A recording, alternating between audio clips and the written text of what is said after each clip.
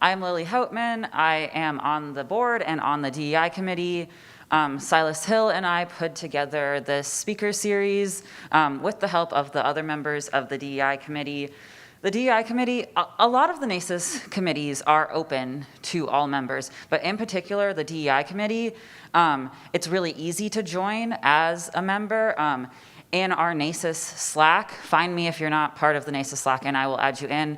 There is a committee diversity channel that anyone can join. We have a once a month meeting of the DEI committee.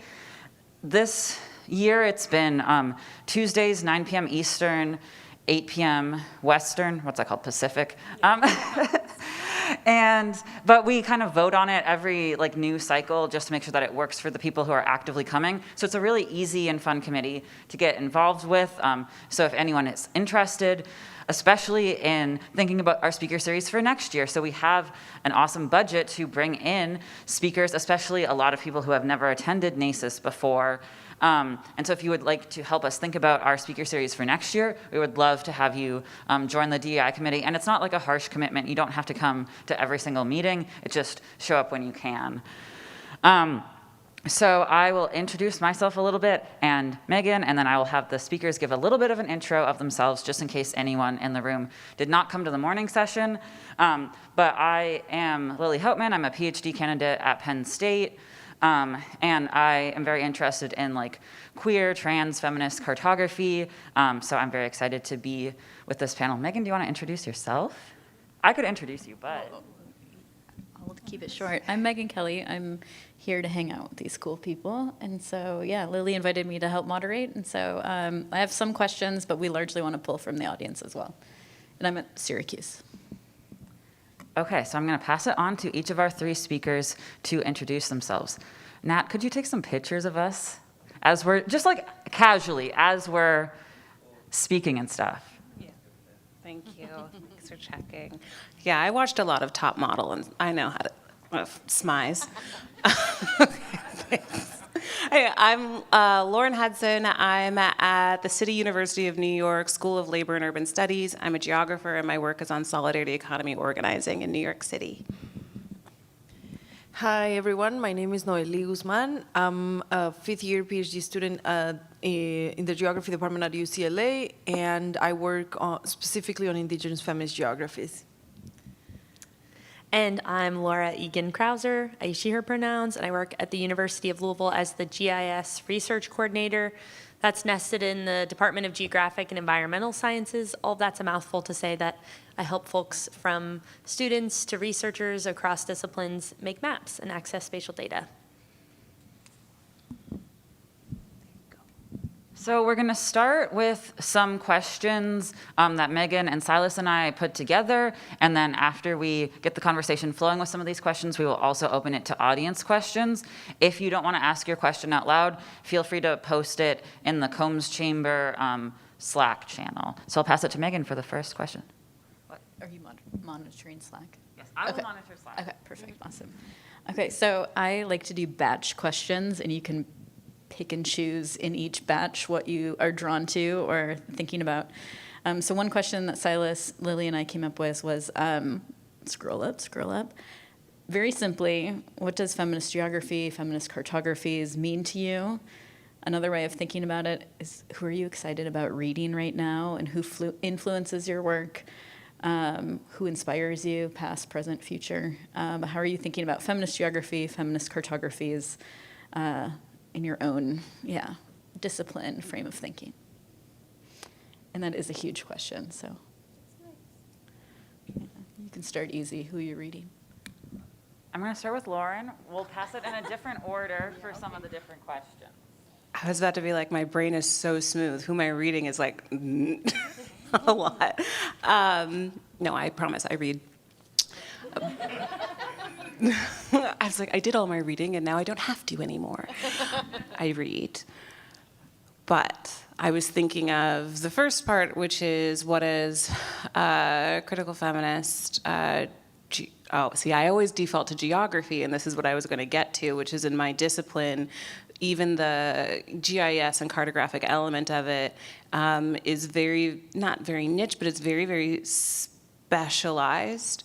And I have been interested in seeing the tension, maybe I'm assuming too much, but probably not, but the tension play out between the differences of that practice and that theorization, obviously like queer cartographies. And so where I was trained was more in a feminist geographic and critical feminist geographic stream, and that really represents the beginning of my work.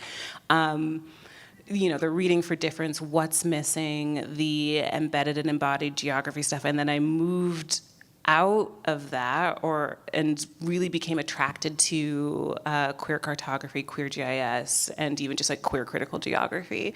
It's not something I would necessarily say encapsulates all of the work that I had done at that time. I don't think it's like a neat fit, but the texts that I keep going back to are the ones that are more so housed under that, who are obviously were trained by feminist geographers as well in their early careers, but some of my own classmates like Jack Giesking, who wrote A Queer New York, is really influential in my work. The use of sketch mapping, obviously, but also such immense care in the methods of doing that research and critical research is really helpful for my thinking now. Thank you. Do you want to go? You're welcome. Okay. I'm happy to, but if you prefer me. Okay, all right. So my inspiration, my inspiration and my thoughts and feelings resonate a lot with what you just said. To me, what defines feminist geography and feminist cartographies is just like the care that you put into every feature, how you're telling this story, and really committing to doing justice to what this land is telling you, right? Like that task and that job of sort of narrating land, I think, is one that needs to be taken seriously. And I'm especially interested right now in like different ontologies and different understandings of space, right? So right now I'm reading this book by Jessica Hernandez, Fresh Banana Leaves. I super recommend it. I haven't read all of it yet. I'm working on it, but I'm finding it super interesting. And something that I love about feminist cartographies is also that I feel like all the things that we take for granted are sort of can be questioned through the lens of feminist theory and feminist geography specifically. So I find that really, really exciting, right? The subjectivities, the affective component, the body, and how that also is constantly changing. So it's like, it almost makes me wonder, like, can we have a finished map ever? Maybe not, right? Like, so I don't know. I find that really productive, especially when it comes to thinking what is the next. Like, in that sense, would digital maps bring open up possibilities for us for rethinking what we want? What are the features that we want to center? I don't know. So it's really an open question, and I find it really fun and exciting. I'll say that I have been conceptualizing being invited to this panel as I am a feminist who does geography and cartography. And while I've studied, the critical cartographic movements that came out of the 70s, 80s, 90s, and the theorists who go along with that, I find that coming from a department that really centered kind of objectivity, positivism, the scientific method, it's been an uphill battle to kind of shoehorn these layered perspectives as they've been revealed to me through different scholars' works into the research that I'm doing. And I think that challenge is probably one that many people relate to in terms of trying to marry practice and theory together. Those things are coming together in types of physical geography, like critical physical geography. So I lean on Rebecca Lave quite a bit and her perspectives on how to decenter the researcher, decenter the scientific process in the greater attempt at knowledge creation in conjunction with community and with people who have lived experiences. And that, taking that, theoretical paper and applying it to a project like the one I've been invited to work on in Peru is a real personal challenge, I find, just like a personal ideological challenge. I think folks who are working in queering feminist geographies, like Eden Kincaid, are really fun to follow. They've been working on a series of zines that are being published recently that I would highly recommend. Most recently, Queering Feminist Geographies. They're a postdoc in Delaware, at University of Delaware. But yeah, those are the kinds of things I'm trying to keep my finger on the pulse of.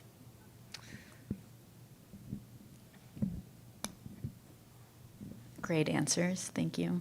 The next question is a bit more of background. So I'm curious, how did you get started with this work? What brought you to this work? How has this work shifted or changed over time? How do your past selves show up in your work? Anything in that realm? We'll start in the middle this time, if that's okay. And then you get to decide. Okay, sounds good.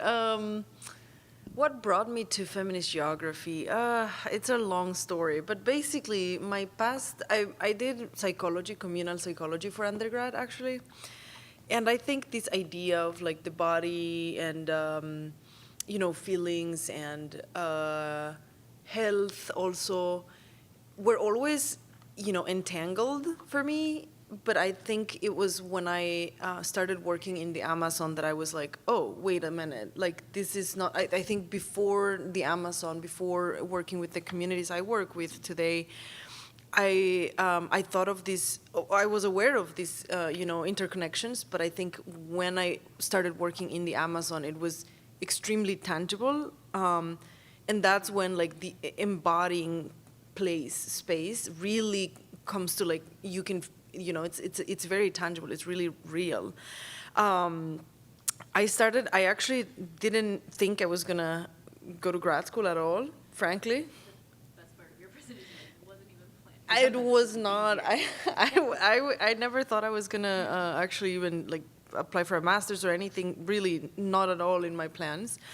But actually, these experiences sort of like opened so many questions for me that I thought, okay, so how can I answer these like new curiosities that have emerged for me, right?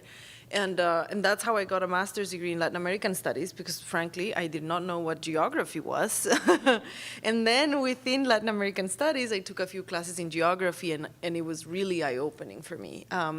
The feminist geographies class taught by Dr. Caroline Faria was incredible. But the question of land and, of territoriality and of place, I think, again, it was like a moment it just clicked with me. It clicked within me in ways that I think created new possibilities to name things, to understand, to also like approach healing, now from a different angle, right? So yeah, that would be my answer. Who's your favorite? I was thinking about your prompt about the past selves that show up in your work. And I, part of getting older is realizing what the, let's say, like, less good elements of your personality are really running the show, and mine is through petty grievances. And I realize how much that drives not only people beginning grad school, but also the thrust by which they can finish, is the ability to sign an email and say, doctor, at it. And so that's like really what carried me over the line. But in terms of past selves and how that factors in, my work in solidarity economy organizing predates my work as in the academy.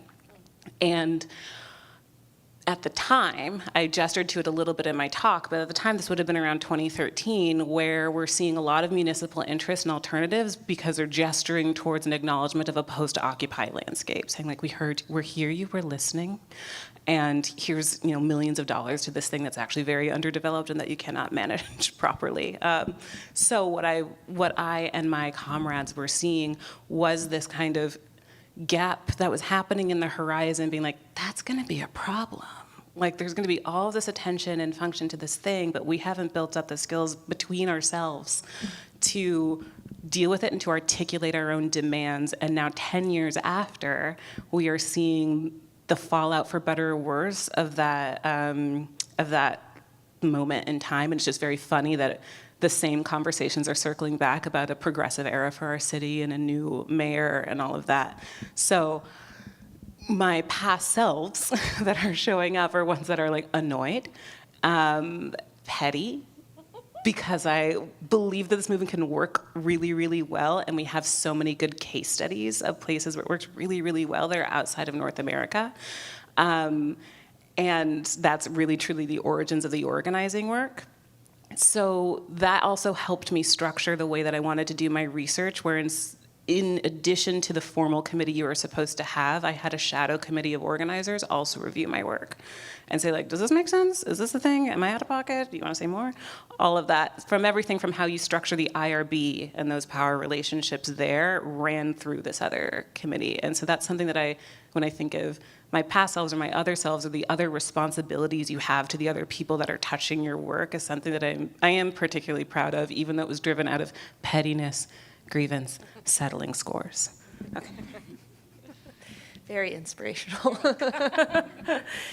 I came to this work, I feel like, as a kind of fresh-faced, people-pleasing, middle-class white person in college, like ready for whatever information was out there for me. And there are turning points that I can kind of point to throughout my career as a student, including the murder of Michael Brown in Ferguson, a historical geography class of the United States where we broke down kind of the colonial phases in which people moved westward and brought environmental change that is readable in the soils and in the geology of the place.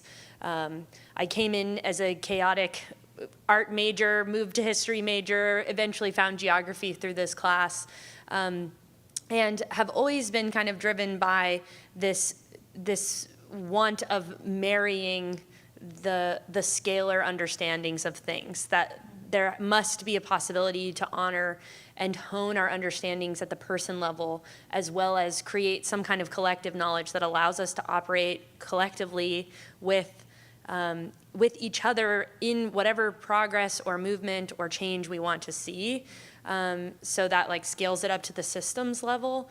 And in thinking about scales and trying to really push what felt like a very lonely agenda in an applied physical geography department by really making my thesis work include qualitative research at both my undergrad and graduate level, and finding ways to integrate those different approaches to understanding things, and how actually they're not that different of a process. There are so many ways that we generate knowledge together, and not to say that our quantitative practices don't have fraught histories of how people have moved through the world and conquered people and imperialism. And Western ideologies, but just the idea that we can gain so much more insight if we don't just siphon through imagery that can make us clearly see this agricultural landscape that's changing, but if we ask people on the ground who are making land use and land change decisions about their decisions and the change they've experienced, then we can really enrich our understanding of the world, and that those people are actually the most important people in the process. So that's kind of how I came to this work, or my approach. I'm going to steal the mic real quick and ask what I hope can just be a quick question, if anyone has any positive experiences about this, because Lauren, you mentioned IRB, and sorry. I have a lot of, friends in human geography, feminist geography, who are, either writing the IRB that they have to do, or applying for grants that, they want to center community in their work, but these systems of grant agencies / the IRB, make it hard to write in that way. And so this can be for any of the three of you. Like, do any of you have any quick success stories, or just like little tips and tricks that you might have for like making your research understandable to these bigger agencies while also staying true to the communities that you work in and with and for. You want to start? Yeah, don't. No, but seriously, don't give any more information than you need to a grant agency or to the IRB, especially the IRB, because it is HR protecting your university. It is not protecting you, it's barely protecting the people you're working with. The school does not want to get sued. So if you're working in the humanities like we are, they've also lessened the, expectations for what you have to report to them anyway. So it's really functionary if you're doing like bench science work. And luckily I was not. So I wrote, when I did that process, 1-sentence responses to every question and had them come to me if they had a question and I needed to add another word. But I was not interested in making it super legible to the people who would, sell me out as soon as something goes wrong. And I love CUNY. But yeah, don't give more information than is absolutely required to anything, ever.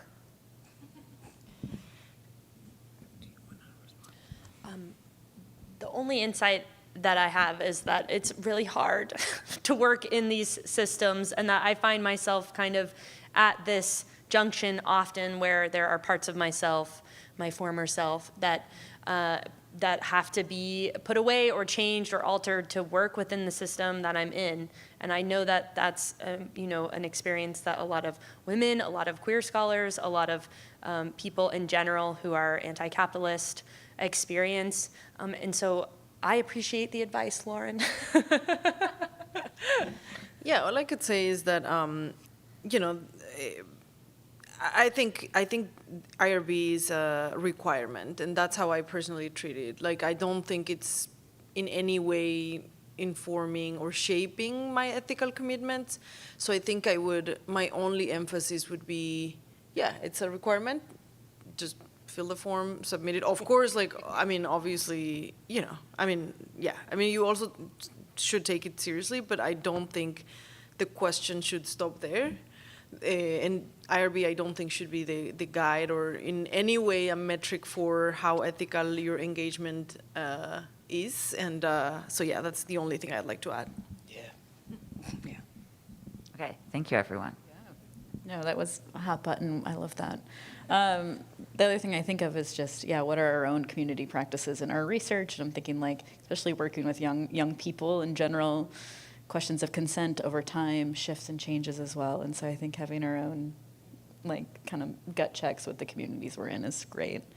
The next batch of questions, I started thinking about the role of data across your projects. And I think there's the very, objective, quantifiable data sets that, maybe you're talking about, Laura, but then also just data looks and feels differently to each of your projects. And so I was just curious if you could just reflect on the role of spatial data in your work. How do you think about privacy, community control? I was also thinking about communities and maybe organizers that don't want to share data with each other for varying reasons. Lots of politics there.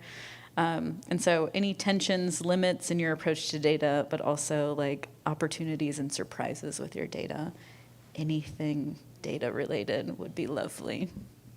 I'm going to pass it to the end and start with Laura. Yeah, as Megan mentioned, and from my talk, there are some pretty tangible data products that are, drone derived. They're in a GIS, and there is a challenge in sharing that data with the people who are running the projects on the ground in Kenko.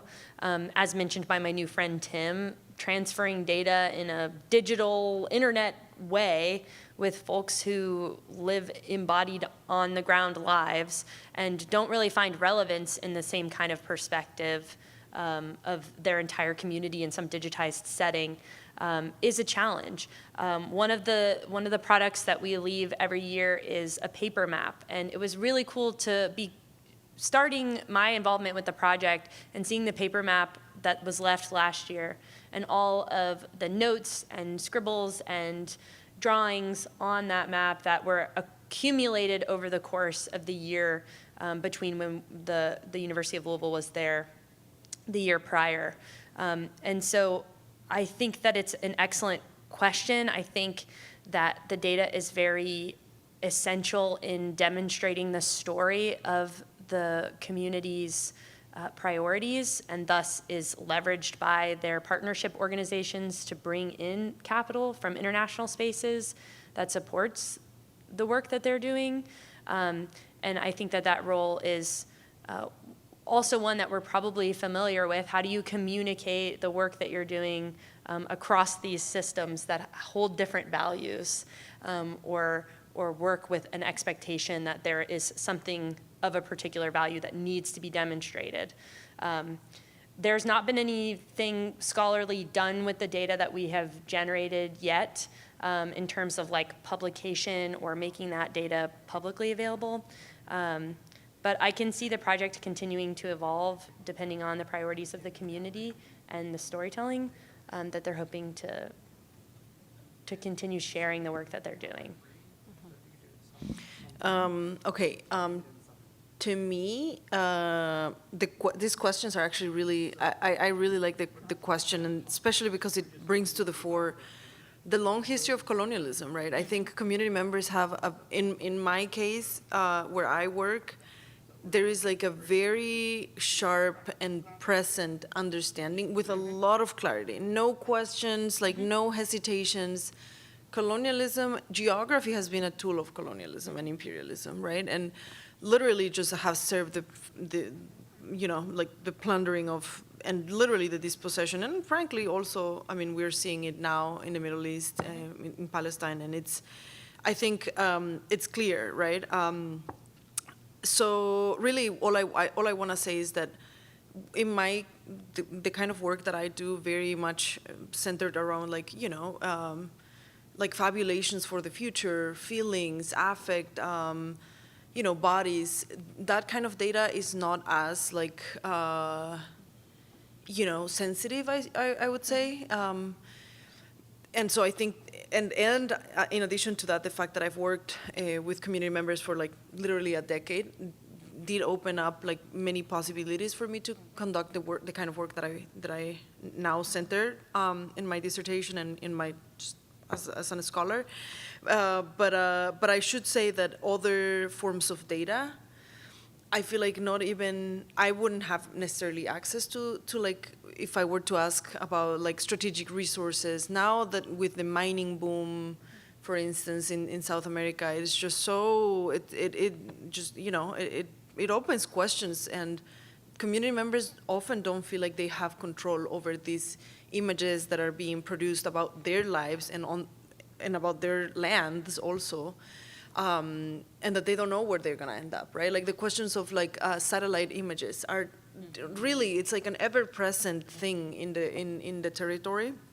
So all I wanted to say is that really data sovereignty is essential to understand indigenous sovereignty, and to hopefully destabilize or at least upset a little bit on this long history of geography with colonialism.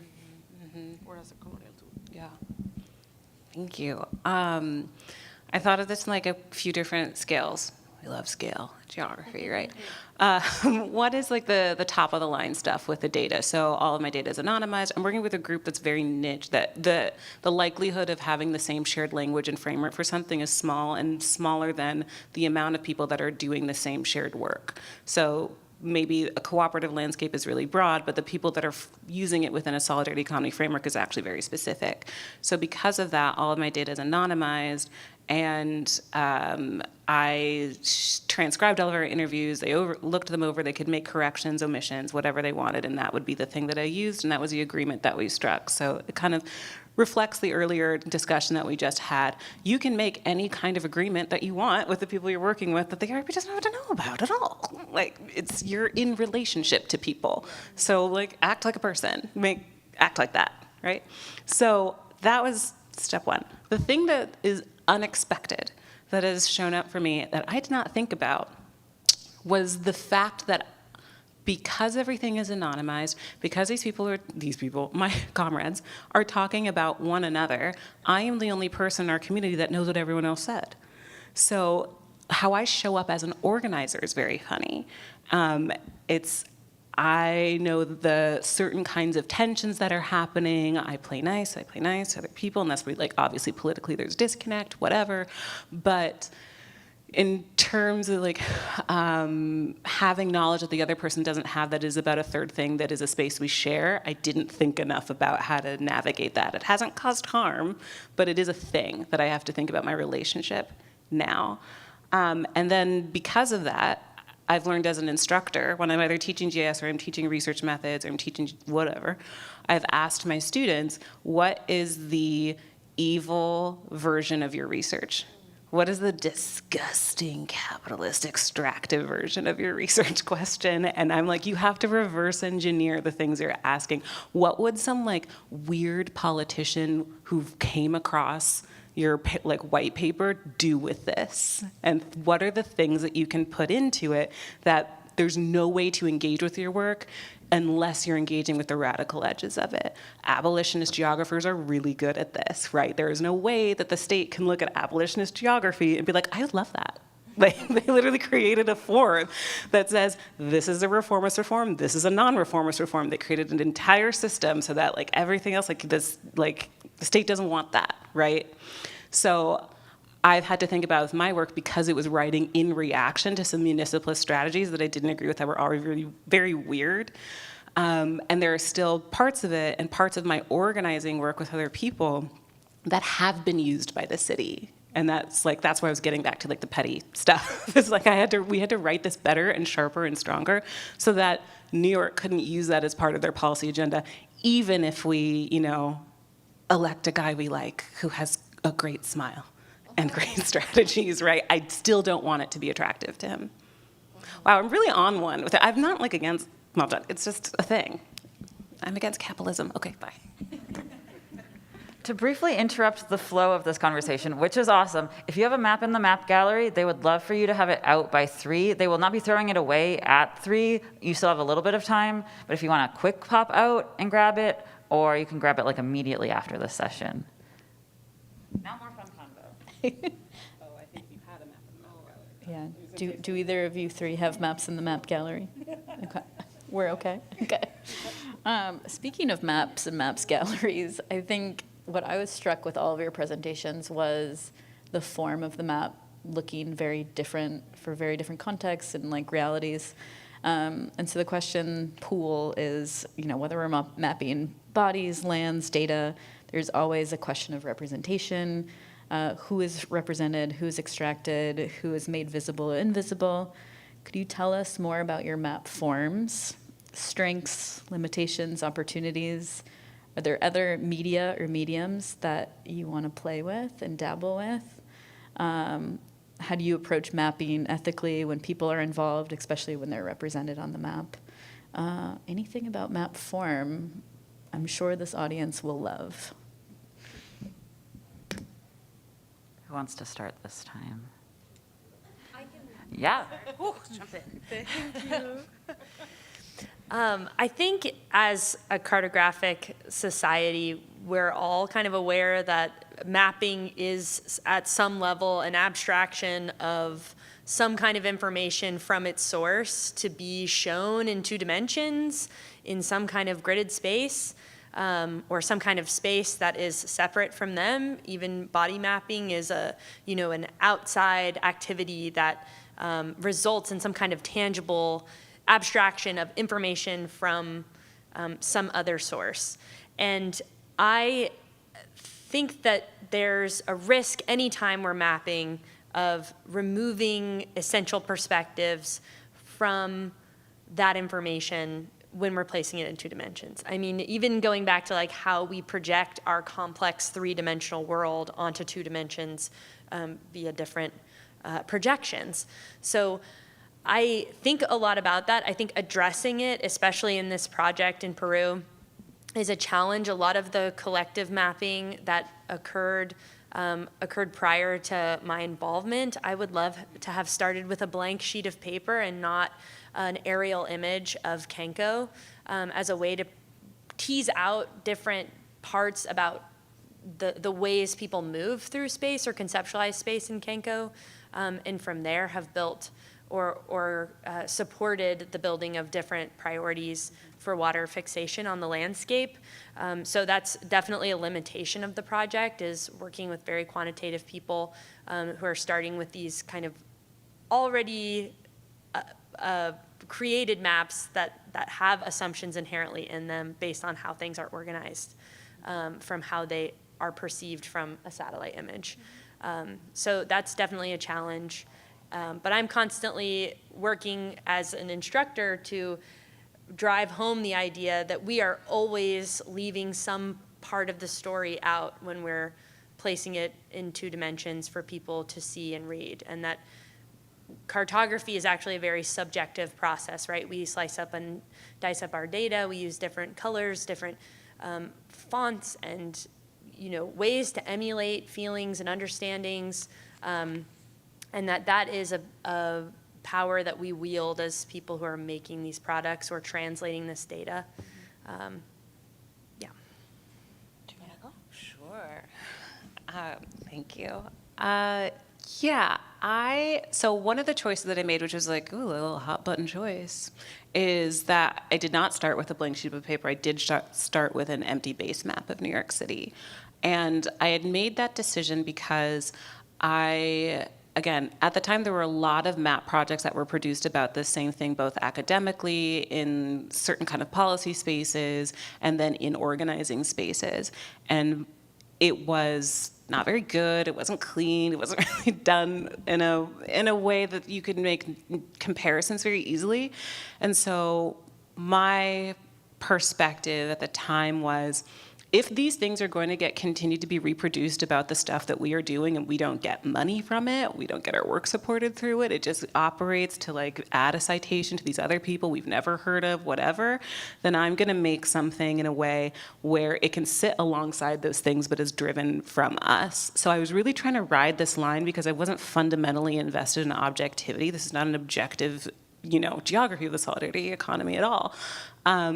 One cannot actually be made anyway.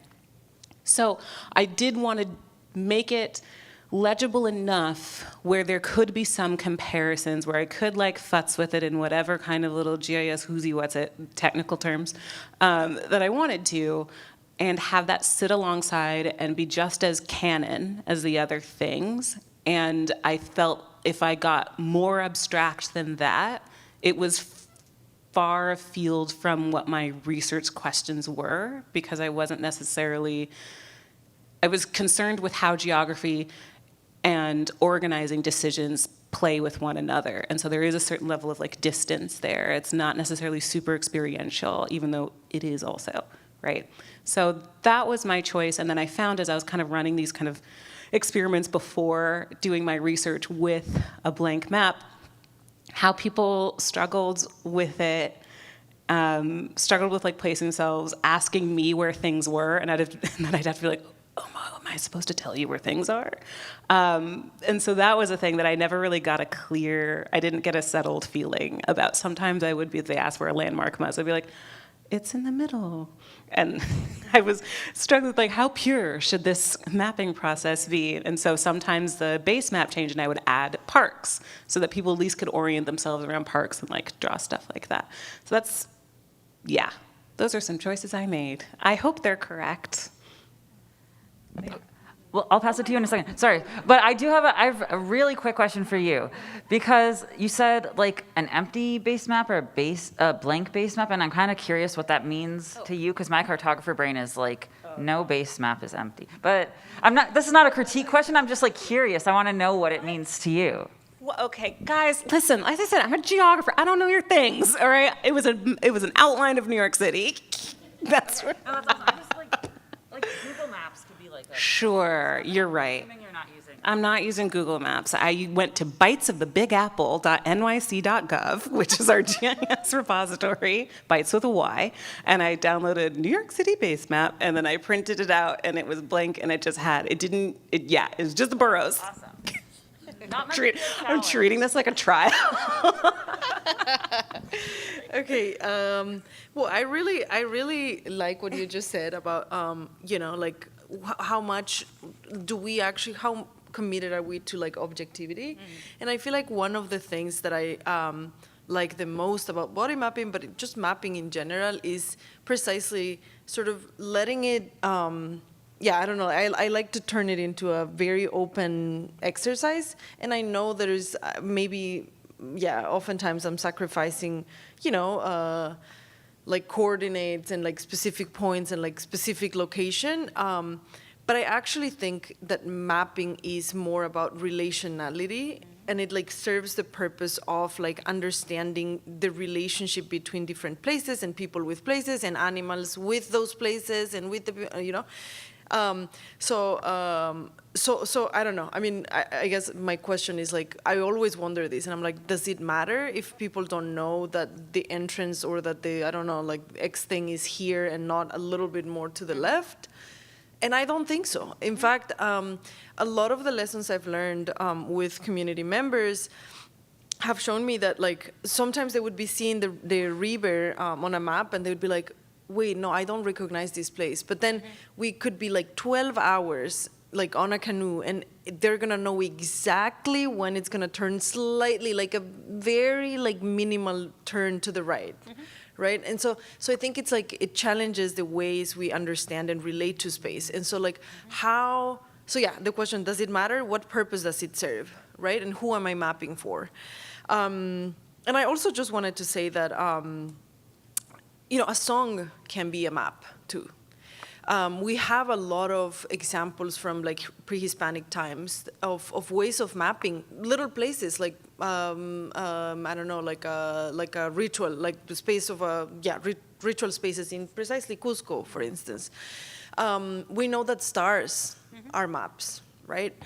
We know that in pre-Hispanic maps, even though I don't know if I don't know if those communities would have called them like maps, but anyway, we know that they were drawing like the interconnections between like celestial bodies, spiritual components of like Earth, right? Like, so I don't know. The form, I don't know what form maps should be taking. I think it depends on what the purpose of the maps is, right? But I just find it really exciting to like engage and to sort of maybe dismantle the assumptions about what a map is. Really, a map is something that's supposed to like help you understand and navigate a place or a web of relationality, right? So in that sense, it can take any form, I think.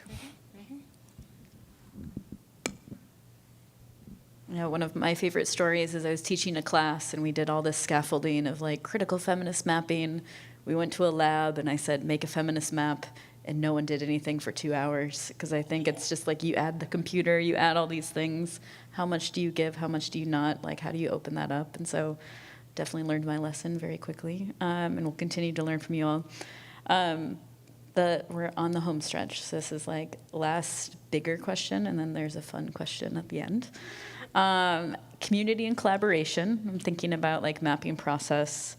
All of your projects involve community-led, community work, whether it's students, communities, young girls, young people, organizers, groups of organizers, alliances.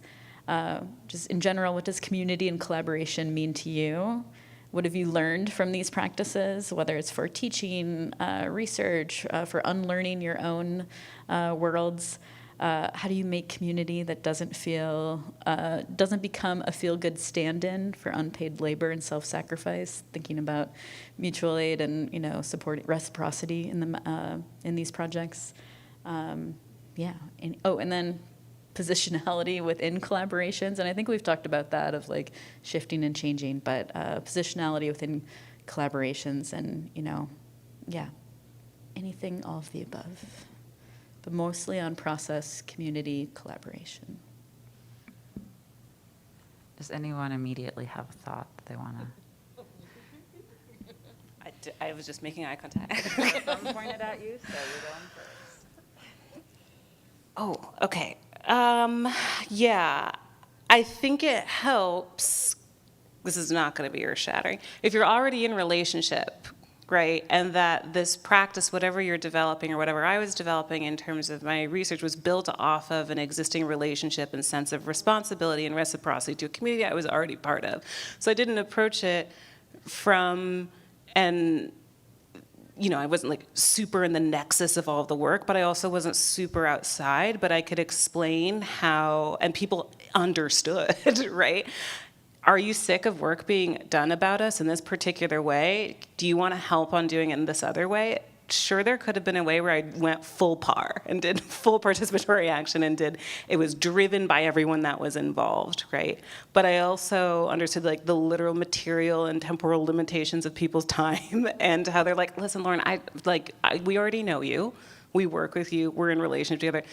I'm sure you have great questions. I'll help you however I can, kind of thing. And that is okay too. It is okay to be honest about people's time and present different options. And I think, and I know this is like bad because, you know, I'm in critical geography. I was never invested in doing like a full participatory thing anyway. You want to talk about an IRB nightmare? That's an IRB nightmare, and I didn't want to set it up for myself.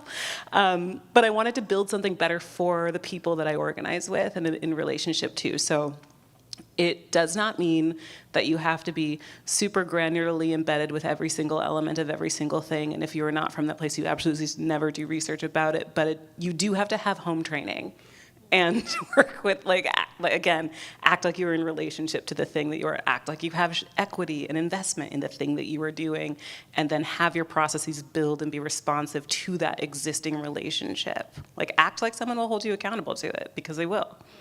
This is so funny. This will be recorded, and then someone else is going to be like, Lauren Hudson is actually terrible. And this is going to be like, just picture it. I'm not.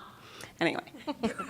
Yeah, I just really think that it's all about reciprocity. I do want to say that this is not easy. I mean, actually, in my dissertation, I did the whole co-production of knowledge process. My dissertation was literally co-produced at every step. I actually had to pivot from feminist geographies because of that. And I'm working now on governance, indigenous self-governance, specifically, which was a huge challenge, right? I had been training and receiving training and also really invested in feminist geography for most of, my graduate studies. And at one point I found myself having to do a completely different thing, engage with literature that I was not familiar with at all.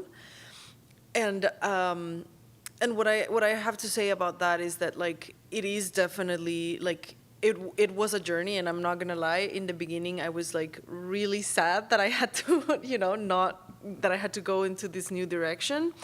Now looking back, I'm really grateful, but I do think that it's really, really challenging, especially in a discipline like geography that is still very much male dominated, and there's still a problem with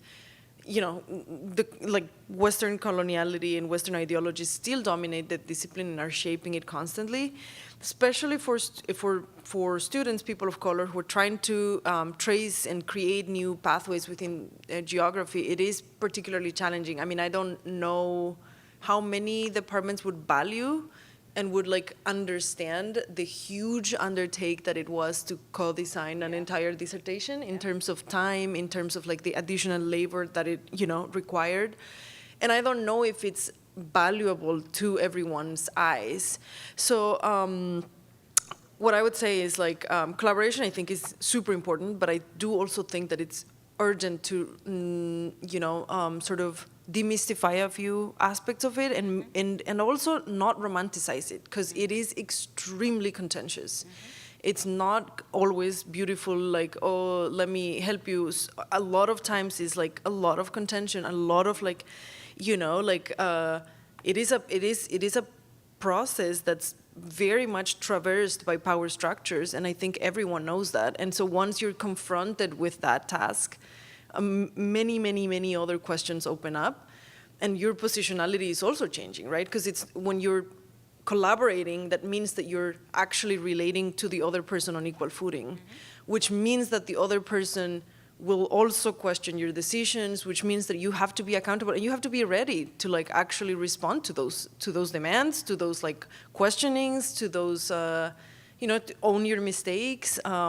Be ready to repair. It's not easy. I think it's definitely something that that enriched me and that I would do again. But I just sometimes wish that we had a more robust institutional support that would foster this kind of engagement. Because I feel institutionally right now we're just oriented to just get it done, finish the PhD, publish, right?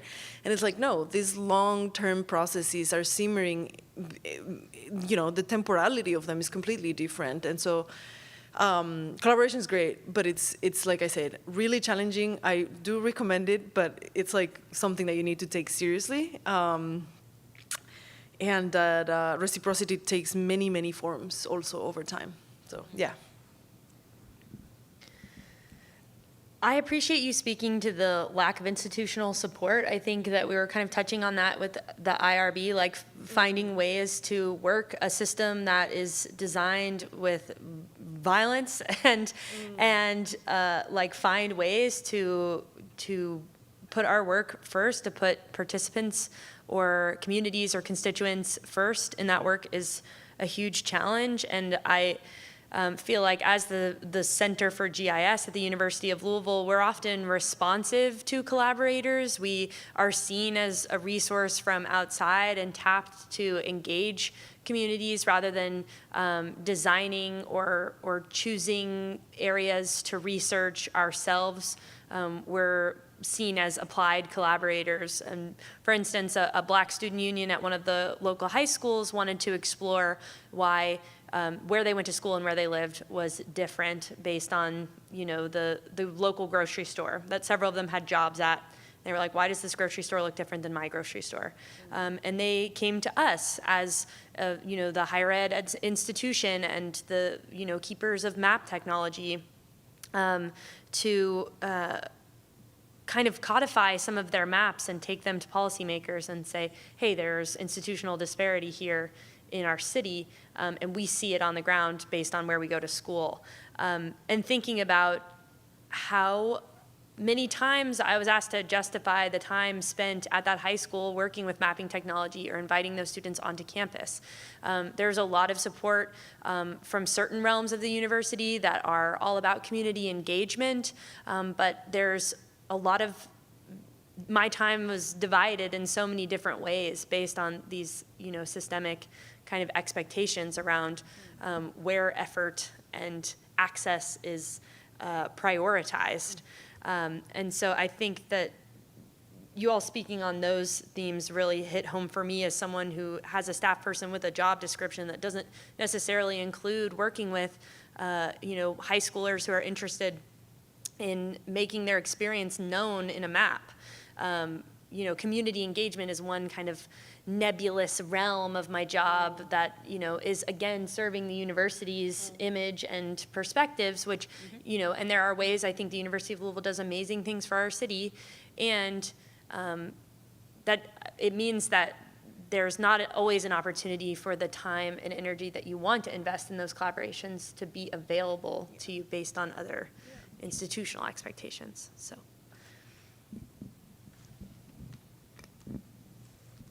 Thank you. So at the end of the first session, I asked our panelists, do you want to seed any questions for the panel? So you have one in the cards before you go. We only had one suggestion, and Lauren said, gossip. And I was like, okay, I will figure out a way to create a question about gossip. And so I spent all lunch thinking about this. No. Someone once told me that gossip is feminist storytelling. And so that is going to be my segue. So I was curious if any of you could talk about gossip, storytelling, feminist storytelling, maybe communication in general, and how that may play out in your work.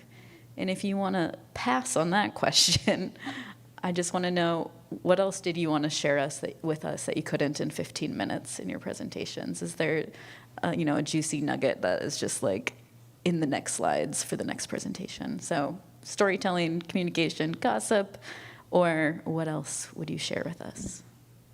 And then we'll do audience questions after this. And I'll be right back. I gotta go somewhere. Okay, first of all, I didn't know that you guys weren't going to have questions either. I thought I was like, haha, I was the last person to be asked or something, and there would be like an actual, smart question to see. So now I have to respond to my own stupid question. Okay, so first thing I will say, I appreciate the segue of like gossip as feminist praxis. And I'm going to lightly push back. Not because it's not, but because it doesn't have to be fun. It's kind of like the same way we said, like, reality TV is my guilty pleasure. And it's like, you could just watch TV. Like, there's no guilt and pleasure. Maybe. Yeah. I was going to be like, is there? No. So, we do it regardless of whether it is beneficial, healthful, or whatever. It's just a thing. Gossip is a powerful organizing tool, and the way that it showed up in my work, it's not in the presentation I shared, but one of the productions of movement space is the counter-organizing that happens within organizing movements, the alternative pathways the relationships are building with one another.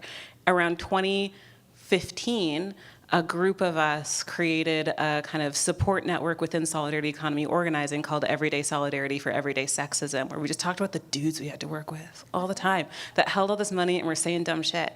And we figured out ways to essentially, by networking with one another, not like capital N networking, but by being in relationship to one another more directly and not having those relationships blocked by obfuscating institutions or just like work silos, we were able to navigate around these people and get the work that we wanted done. So that is the way I'm going to intellectualize my stupid little question response. But that was an organizing tactic. It's not uncommon. It happens all of the time. And so I guess mainstreaming it is what I would push for. More shit talking. I bet, is there a private channel in that Slack for this conference? Probably. And that's beautiful. Okay. Well, gossip is hard to avoid, and I am a Gemini, so I am just, married to it in a way that is cosmic. But I find that having grown up in Louisville and being a Louisvillian and working on social problems in Louisville and in mutual aid spaces, there is an inevitability of a politic kind of arising, like folks who like these folks who you follow for a while and really appreciate their work, and then find out some new important piece of information that really destabilizes their, position in your brain. And working through all of the different kind of pieces of everybody's a human and everybody contains multitudes is, I don't know, part of gossip for me in my spaces. And I can't help but run into my childhood teachers at Kroger sometimes and hear little bits and bobs about folks around town. And I feel like it's one of the ways that we know space, and the ways that we triangulate our home is through who's around and who's doing what, and kind of what's happening around. So that's, it ties me to Louisville. Gossip is my home base. Nice. I actually don't have too much to add. I feel like you guys have covered everything. I just want to say that gossip to me is really interesting because it just shows how porous power is, right? I think gossip is a great way of reclaiming space, contesting official narratives, reclaiming power, showing us that actually power structures are kind of fractured always. Mm-hmm. Even within, because this is important. I feel like even within organizing spaces, those are very hierarchical spaces, and there's a power structure, and there's a contestation of that, right? And so I think it's interesting, it's liberating, and it's sort of something that I actually learned a lot with working with women in the territory is, the role of the liberating role of gossip. The ways in which gossip serves as a sort of platform to send the terms of the agenda that no one else might know is coming, but it's outlining what we want, sort of in non-institutionalized, non-extra official spaces. But it's also another thing that came up for me is how important words are, right? If I give you my word about something, that needs to matter, that means something. So I see, I don't know if that last part makes sense, but I think, gossip is sort of a process also of calling out when a comrade doesn't follow through what they said they were gonna do, or when promises are being shattered, and it's okay, it's building infrastructure and the social fabric to contest that and to also emerge with possibilities, which I think is really powerful. I loved this question. I'm I am also telling people that like gossip is like a feminist thing. I think I heard that on the podcast Normal Gossip. I don't know if that's what you guys are listening to, but it's an awesome, awesome podcast. So I'm glad this was a question. Yeah, thank you for the anytime. very juicy questions and responses at the end. Yeah, I think we're going to open it up to the floor. Yeah, any audience questions for our lovely panelists? We don't have to stay for a full hour. But Yeah, I think the afternoon one is like 20 minutes longer than most of the other sessions. I don't know why.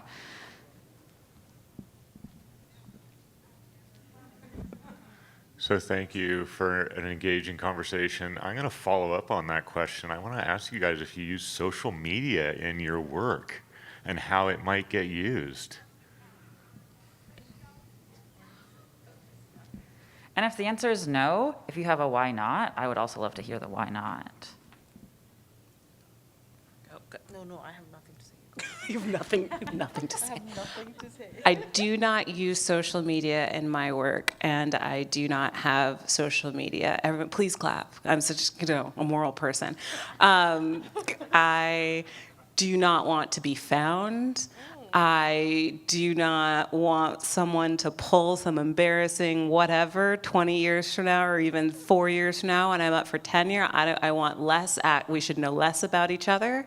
And it's just like it's a personal politic. So I don't use it it doesn't come up with my work directly, but what has been hard is the kinds of, let's say, citation practices that are recognized as legitimate through the academy. There are things that I know because of gossip, but I can't, it's not enough to cite it as a conversation, and it's not existing textually. It's some, passive-aggressive interaction that might be happening digitally or something like that. But it's really key to an argument or a way that I'm framing something, and it is very frustrating, and so I keep trying to navigate around that. But as far as personal use, no, I don't even have, I'm lurking. I'm on that Real Housewives subreddit, but I don't post. You won't see me. There, great, go. Cool. Do you want to respond? Eventually, but Okay, yeah, cool. after you. Yeah, sounds good. I'm also very skeptical of social media, and frankly, I've found that not only because I have to write my dissertation and it's very distracting, but also because I find it very unsafe. I think we don't always realize, or I didn't realize with the clarity that I wish I had, that the kind of work that I'm trying to do is read as super political and contentious to a lot of people. And I feel like that in many ways as to many institutions, I'm just like a woman, very young. Everyone thinks that I'm like 25. I'm not. But doing my work on my own in like a very sort of remote area that sort of creates conditions for, it makes it really easy for people to target you. I don't find it safe. I don't think, like I said, historically I never thought of my work as like contentious in the ways that I think is being seen by certain institutions. So I really think that social media is not at all part of what I do. I am recently, I reopened my Instagram, but only temporarily. And I think it's just too much exposition. You expose way too much, and I don't know. For media studies, it's got to be really interesting, but that's not the work I do, so.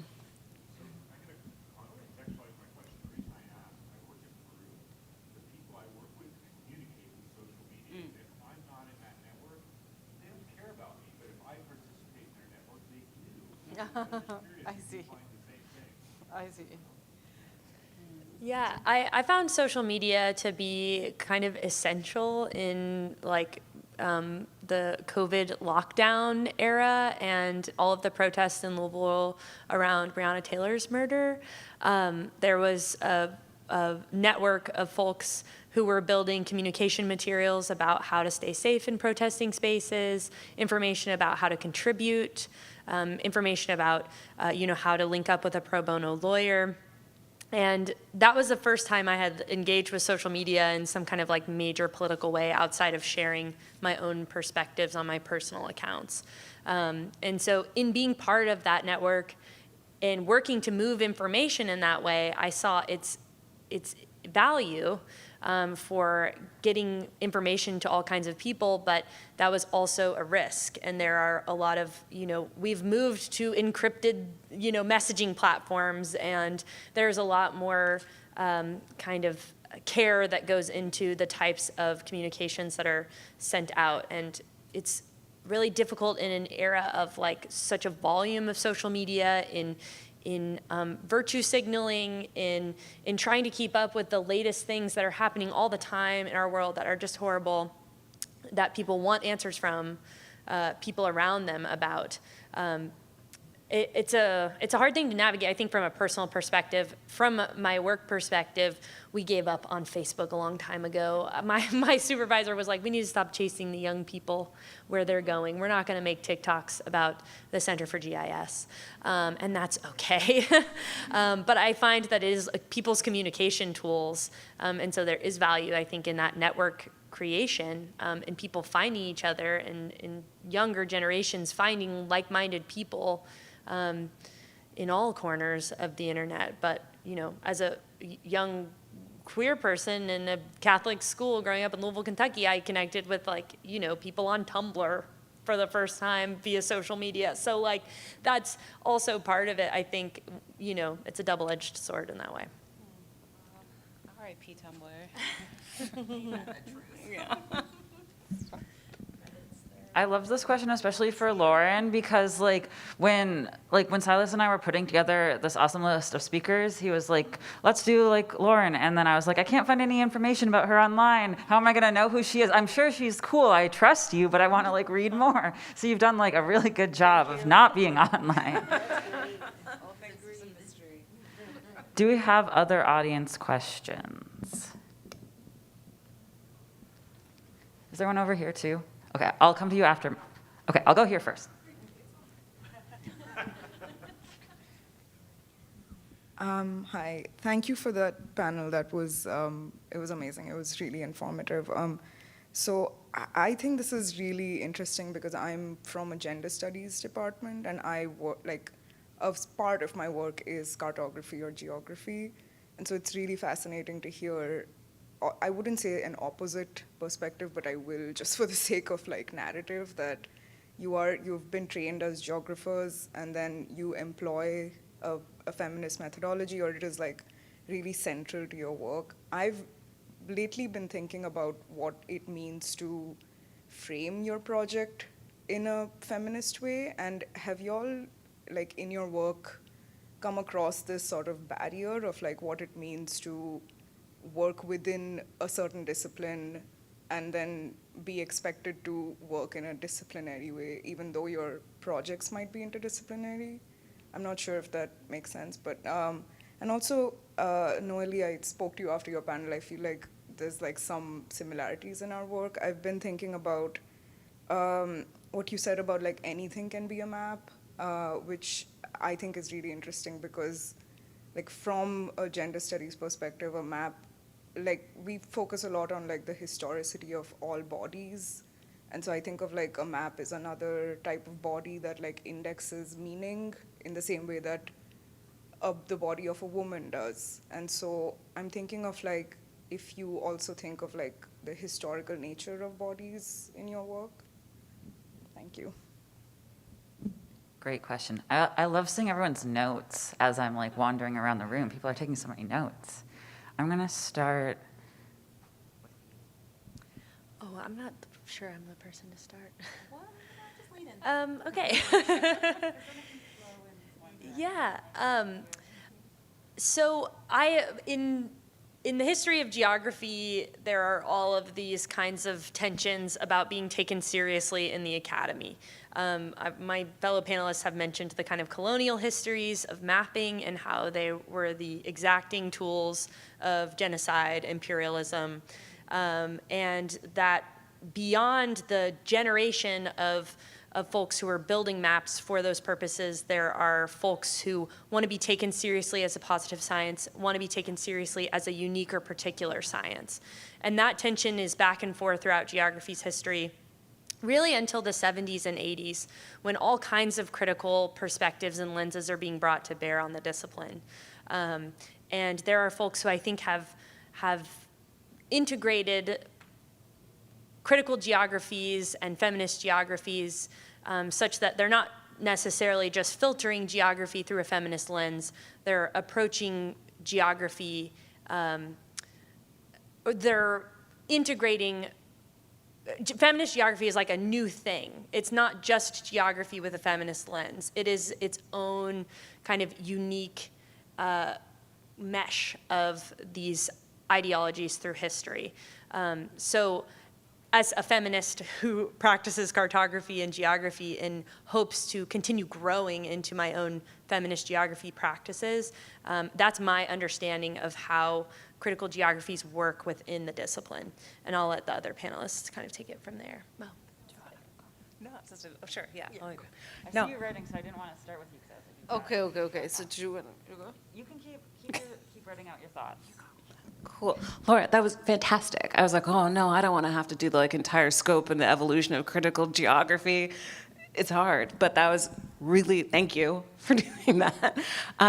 Yeah, we're lucky enough in terms of you're talking about any kind of disciplinary tensions by doing something that is inherently interdisciplinary. And I would say that luckily in critical geography and then critical feminist geography, these are subdisciplines in and of themselves. They are homes for our, I'm not going to say it's always comfortable, but no discipline ever is. You are being disciplined into something.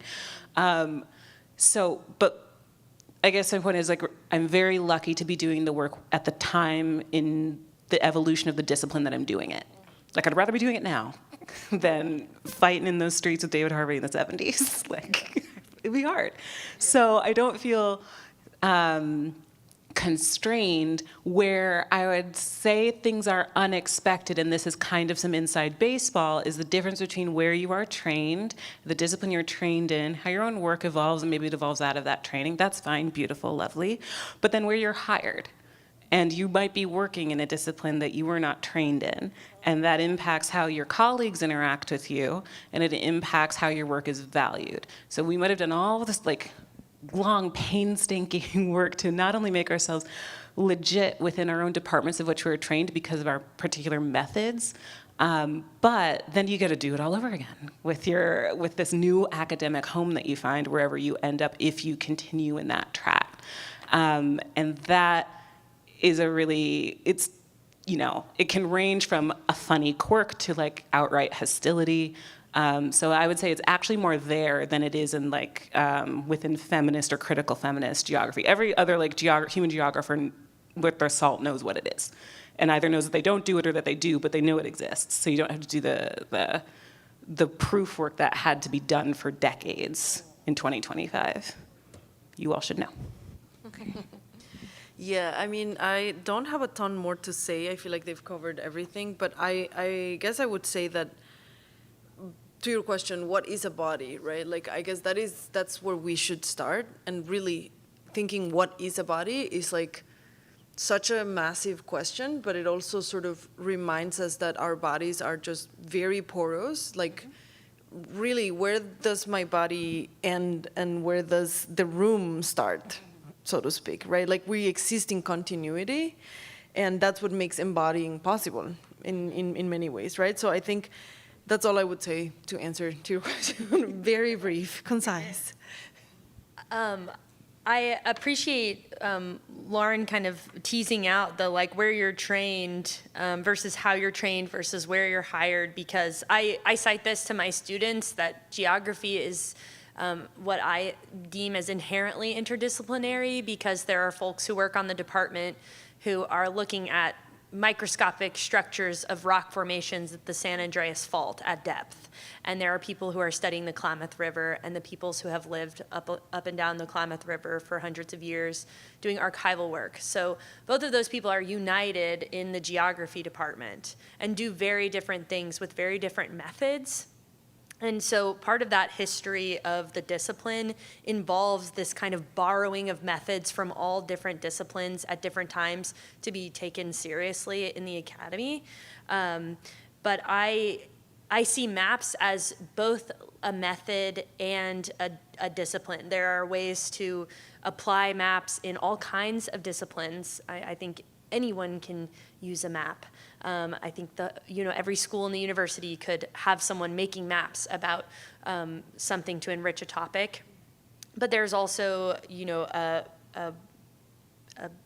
perspective in building maps, a disciplinary approach to and a science behind making maps, and those things are different. And it's an interesting thing to reach back to the other question about collaborations, where people want a map and don't necessarily know how that map gets made or what the components are. Can't you just put those data in space and make sense of them for me? And if it's something like air pollution, no. We've had a lot of people and a lot of different sensors and a lot of different scientists try to figure out how to track ambient air pollution without a ton of success. So we have estimates, we have projections, we have models of air pollution, but we don't, Air Justice Louisville looking for maps to bring to policymakers, we can say there is a disproportionate distribution of air polluters in a specific area of our town, and these are the types of people who live around that and who are exposed to those chemicals likely, and we have very few tools developed yet to accurately model what kind of exposure those folks are experiencing. So just to kind of say that I think it's of two things. It is inherently interdisciplinary. It is a tool that can be applied in all these different spaces, but it is a discipline itself, or I'm like reaching for a word that I can't quite find, but yeah, there's like a methodology as well behind all of it. Okay. Matt, I'm going to come back to you for your question. And if there's other people too, okay, you're next. Thank you. Yeah, thanks again for this panel. I guess I was struck mostly in Laura's talk, I think, when you showed the picture of the built structure that apparently was in the lake, is no longer in the lake, and it sort of made me think about the sensation of time at the center of your project and how time comes out, I guess, in all of your work, how we sort of work with community groups and think about the different rhythms and timescales that matter to them and may or may not surface in our mapping representations of their work. Thank you. And that's also a good point that if anyone has, if anyone has a question just for like one of the presenters, that is also totally okay. I really appreciate that perspective because there are so many different ways that we perceive time depending on where we are on this planet. And I quoted Luciana saying like the lake was full when I was a child in this space. And I heard quite a bit kind of repeated, well, for my children, I want them to be supported by a touristic economy. I want them to be able to live here and thrive in a way that I haven't been able to, and that the passage of time generationally is of concern to the people now. I think that the changes on the environmental scale have been so severe that there has been a lot of alarm in the community because the difference between those two photos is 4 years. And so the usage of water to engage with the capitalist economy of commodity agriculture is changing the landscape, and that time scale, it feels immediate in the perspective of the community. It's a really interesting question to think about time and space and the different conceptions of it. If anyone else wants to talk about time, you're welcome to. You don't have to. Okay. Just want to give you the option. Okay. Nat, I'm coming to you. This question is specifically for Nohely. Thank you all for your talks. I really appreciated them, and thank you for coming all the way out here.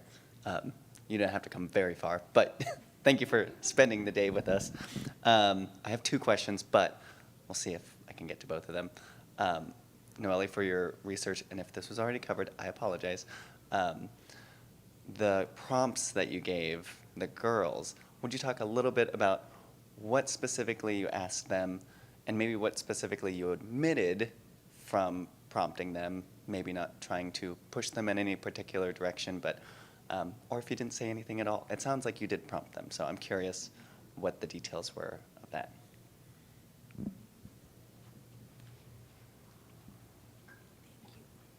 Yeah, that's a great question, and I actually wish I had, more time to maybe delve a little bit more into the methods question. The body mapping lasted approximately 4 hours. It was really, really long. And it had 5 guiding questions, actually, if I remember correct. Maybe 6, but let's just say 5. I would be very happy to share the protocol with you or with anybody, really. But the questions were really broad. Like the first question, the first prompt was draw like the silhouette of a body. And so it was really fun because everyone decided to have one of the girls as the model for the silhouette, and everyone mapped within, that girl's silhouette. They added the features, right? So one of them was that. Another one was, place a heart wherever you feel happiness or joy. It can be a part of your body, but it also might be if you feel like you wanna draw something. So I feel happiness in my hands, for instance, but that happiness is not only something that I feel it in my hands, I feel it in my stomach, but when I feel it in my hands, I also feel it because I'm touching basketball or I'm weaving, for instance. So it was really reaching for that sort of intersection and creating different ways of understanding certain things. A lot of the girls responded, they felt joy in their feet when they touched the water in the river. So that kind of very much trying to talk to their senses, I think, a very sensorial approach to mapping. It was very much about vibes in that sense, right? And feelings. So yeah, those were the kinds of prompts. It did take a lot of time because, again, people weren't gonna just draw one feature, right? I feel joy here and there, and then there's a lot of discussion, and then there's also do you envision, have you perceived any pain, any sorrows around you or within you, right? And so in that process, I see the animals really sad, and I feel that sadness in my stomach, so I'm gonna draw those animals who I see are suffering in my stomach because I feel the pain there, but also I'm representing, So it was really nice. It was a really provocative exercise, but it was also really hard and long, and it took me many years to actually sit with the idea and then make sense of it. Actually, another thing that was really hard was to actually take the step and decide that I was gonna try to put it in an academic classroom. At first, I didn't think the idea was gonna fly, and actually I was oh my gosh, my classmates are gonna laugh, because I had just moved to the US. I really had no idea, right? And so I just put it on the table, and it worked, but I was very skeptical of it working at first. So yeah, I don't know if that answers your question, but I'd be happy to share the protocols with anyone who's interested. You have another. Does anyone else have questions too? That'll come to you after. Okay. Nat, can I go to someone else first and then come back to you? Okay. I just have a follow-up question to that. So I'm curious, you talked about how the mothers kind of came together to do one of their body maps, and then the younger girls came together to do their maps. Did you see, what kind of similarities or differences did you see in what the mothers came up with or put on there versus the younger kids?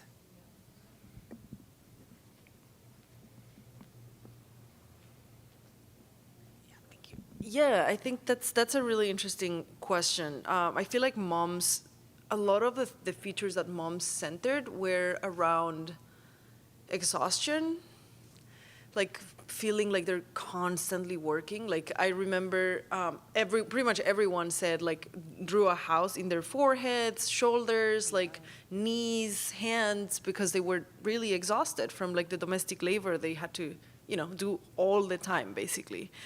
That was one of the features. But another one that was interesting was I feel like shame, played a role in the mom's maps. Mostly because I don't think they were as, and I mean, obviously, like I said, I think I said it during my presentation, these maps were intended for community purposes. They were facilitating a communal process. It wasn't really about me knowing anything. I actually was like, all right, just do this, and like, I mean, I hope it helps, right? But so like the mom's maps didn't have as much on violence, for instance. It was very much about, like, violence was a thing that was mostly outside or coming from the outside. So in this case, from the highway construction, environmental damage, pollution, that kind of thing.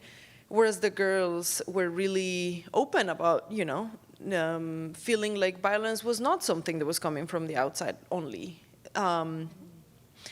Which is not to say that indigenous communities are violent or, no. But like, yeah, indigenous girls were a little bit more transparent, I think. And maybe they had, just like they felt free to share the things that they found scary and like painful and sad. Whereas moms had more filters and also more technical language. And I think that is a thing that we don't discuss enough. Like when we're working with communities that have been organizing towards like a goal, a collective goal, there is a whole language that, emerges in the context, and it's really hard to then sort of want to use other terms, which I think is one of the powerful things that this method makes possible. Like it makes possible coming up with new languages, with new ideas, with new senses that get involved in processes that, the terminology that we use often, like on a regular basis, would not name, if that makes sense. So yeah, the mom's maps were very, very different. And then when I finished the presentation, someone asked me if boys had mapped, like, and boys also mapped just on the side. They didn't take the spotlight this time. But so everyone mapped differently, very, very differently. I hope that answers your question. Okay, Matt, now I'll come back to you. I think that couldn't have worked out more perfectly because I was going to ask about language, and what I think about when I was listening to your talk was how indigenous languages shape the culture, shape our ideas of space and time. My Kanaka Maoli native Hawaiian ancestors would use words that don't exist in English, and specifically one that comes to mind is the front of the body also means moving forward in time, or is like the linear movement of time forward. The back of your body is the past, and there's a sides. I don't quite remember what those are, but you leave the past behind you quite physically and literally, and your ancestors are in the past and they have your back. And that is an incredibly powerful thing that changes the brain chemistry of a person and how you think about the world. So I wanted to see if in your research or in other researches you have found words that can't be translated, or maybe things that just can only be put into pictures in this case. So I just wanted to know if you have anything to speak on that.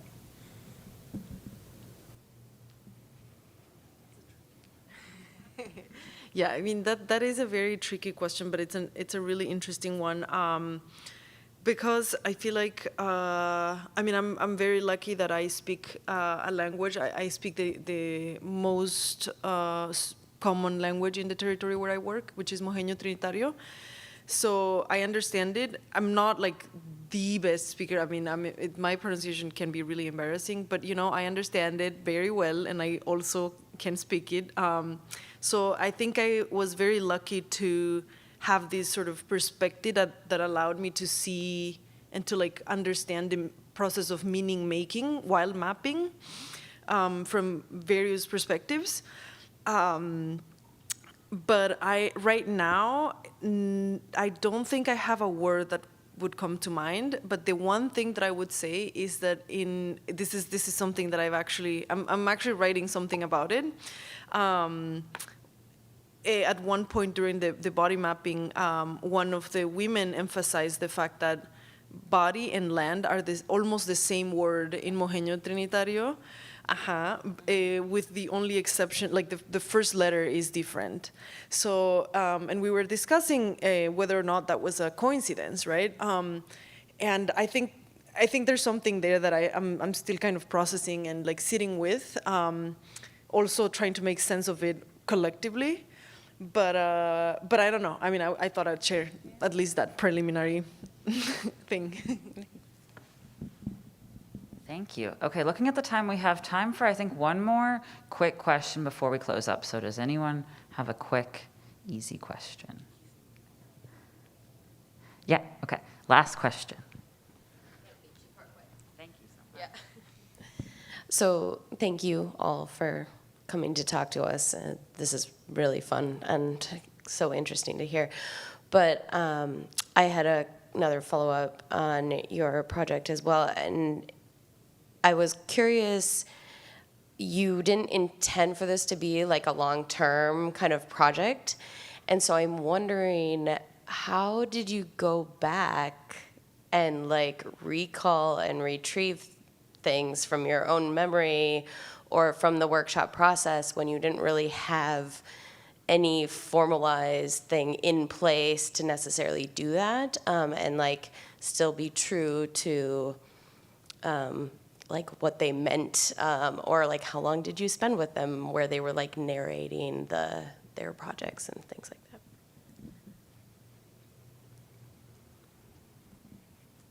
Yeah, so actually this activity specifically wasn't intended, it wasn't part of a research project, but I was in the territory conducting research. And so, but because violence had emerged as like a really prominent thing that, you know, like a lot of people were talking about feeling sadness, like feeling sick, getting sick from the construction work, the pollution. So like these things had come to mind, and mapping was really critical because I thought, okay, I feel like we should come up with a map. I didn't know what kind of map. And you know, over time, I just suggested the idea of like mapping these other things, but to facilitate the specific conversation within the community. But because we were coming up, well, I was gonna draft like a sort of protocol for community care, and for community like kind of like first response kind of thing when anyone experiences violence. I thought I would take notes, so I did take notes, very extensive notes, and some parts were also recorded. But like I said, the final goal was never to like be part of research, and so like that sort of changed things in how like I approached the data and how I went back, and actually how retroactively I also asked for permission to like use this as a project for my master's thesis, right? Because none of this was intended to come to an academic audience, let alone in English. Like, you know, these were things that were gonna stay in the community, pretty much. So yeah, I mean, I did take extensive notes. There were some recordings, lots of pictures. Yeah, I don't know if that answers your question.